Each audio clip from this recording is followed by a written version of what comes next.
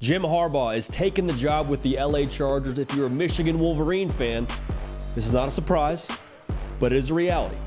And the fact remains that this now has to be dealt with. There's a head coaching vacancy, and we have strong feelings about who should fill that vacancy. But what went into this Harbaugh decision to the NFL? What went into the ultimate decision for it to be the Chargers?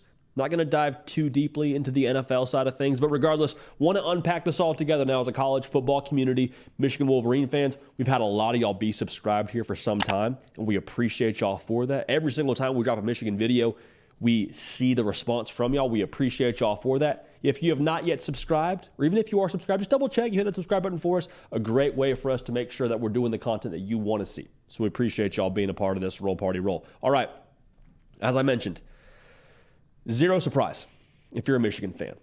There was smoke for this for a while now, several off seasons worth of smoke actually, that Jim Harbaugh wanted to at some point in time get back to the NFL. And it'd be one thing if like Jim Harbaugh had gotten to the NFL and just totally flamed out and had no success. But the reality is he was actually a win away from accomplishing the ultimate goal in professional football, which is winning the Super Bowl. So for him, the fact that he's going back to the NFL, I don't think anybody today blames Jim Harbaugh for this move.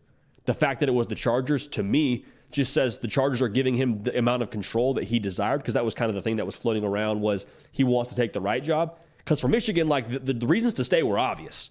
Like the whole thought around the job security with Michigan was pretty strong. Probably could have stayed there as long as he had wanted. Yes, he lost a piece to the NFL with J.J. McCarthy and Blake Corum, but even with that being said, there were a lot of pieces coming back. Mason Graham, Donovan Edwards, Colston Love. Like there's some dudes now coming back from Michigan to give you a good chance to run it back. There's some people, though, that are going to lean on this take that, well, the NCAA, man, they're coming after Michigan, and that's why Jim Harbaugh is leaving. They scared him away. I don't think that.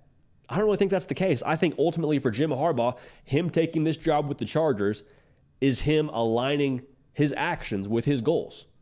He'd already accomplished the goal of winning a national championship at his alma mater, bringing Michigan back to the top of the college football world. He checked that box.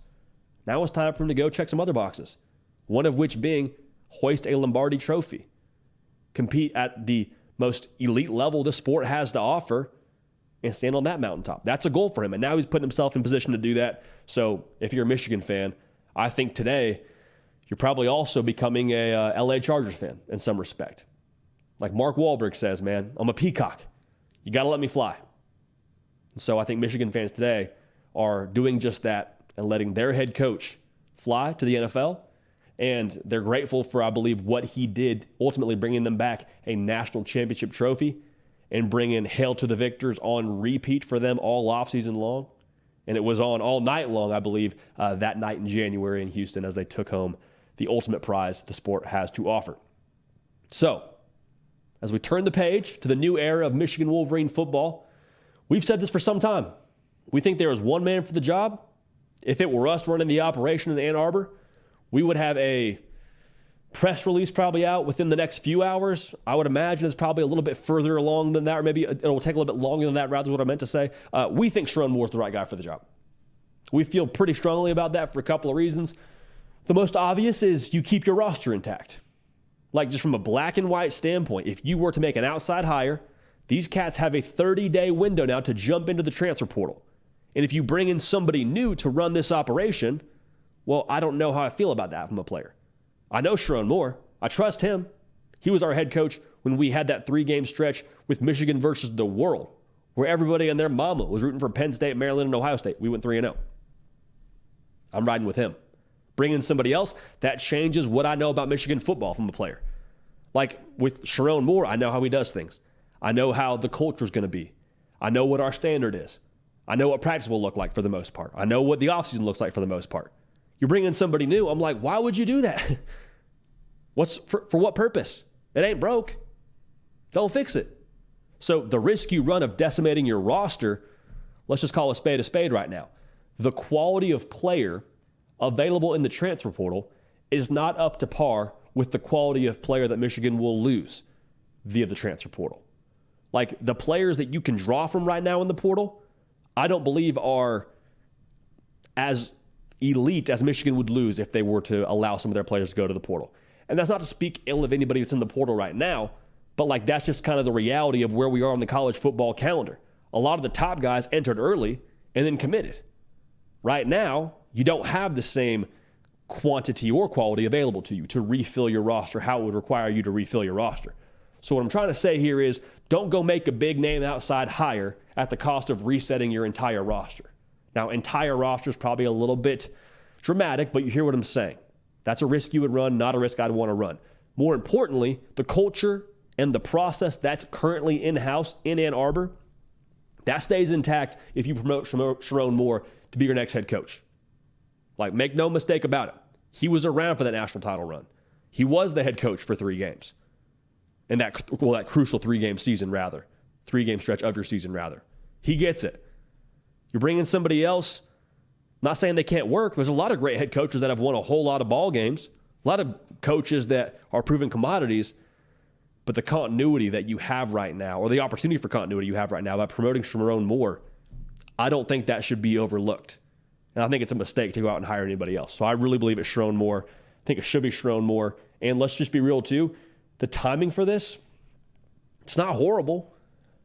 If you're Jim Harbaugh, Sherrone Moore, if he's the next head coach, I said it already, he's got head coaching experience. It's not like he's this, young, ambitious coach who's, just waiting for a shot and he's not really prepared. It's kind of a risk. It's like, I don't think it's really quite as much of a risk if you hire Sherrone Moore. I think he's someone, like I just said, roster intact, culture intact. Let's roll. I feel great about it. Keep the simple things simple. Let's not overthink this. I would also say this. When it comes to trying to maintain Michigan's way of doing things, Sherrone Moore, in his understanding of Jim Harbaugh's way of doing things, that has to stay intact. But let's also understand that Sherrone Moore, being a first-time head coach at a place like Michigan, it's going to be a process for him to put his own spin on Michigan. I think the authenticity for Sherrone Moore will be extremely important. I don't doubt he'll do it successfully, but that's going to be a key factor for him when it comes to being successful at Michigan. Okay, so I think he'll do that. I think there is a steeper path to the college football playoff, right, or a national championship rather, but the college football playoff expanding in some ways also makes that path wider. You don't have to go undefeated and win your conference to be in the college football playoff like you used to. You can be a 10-win team, get hot at the right time, and go win a national championship. I think that could end up ultimately providing more margin for error for Sherrone Moore. Now, the plan obviously isn't to lose any games or to lose to anybody else in the conference. You want to go run it back, but I'm just saying even that could cater itself to Sherrone Moore and having success early on as the new head coach at Michigan. So that would be our vote. Roster stays intact. Culture, process stays intact. I think it's a no-brainer. But again, Jim Harbaugh, can't blame him. Going to accomplish his next goal, which is to win a Super Bowl, coach at the highest level, something he came very close to doing. I think Michigan fans feel a lot of gratitude and sad, obviously. I have to imagine that's an emotion you're feeling today, but at the same exact time, a lot of gratitude for where Michigan football was when he took it over and where it is when he left as a national champion. Not a bad way to go out. So, Michigan fans, again, make sure you're subscribed right here. A lot to talk about now as this new era of Wolverine football is beginning with Sherrone Moore. We think, hopefully, running the show, but whenever we get a hire, obviously, we will talk about it as soon as possible. Make sure you're subscribed. Appreciate y'all. Love y'all. Gonna keep this party rolling. We will see y'all next time. Hey y'all, thanks so much for watching. Subscribe to the channel here to make sure you don't miss an episode of The Hard Count. Also be sure to check out other videos on the On3 YouTube channel.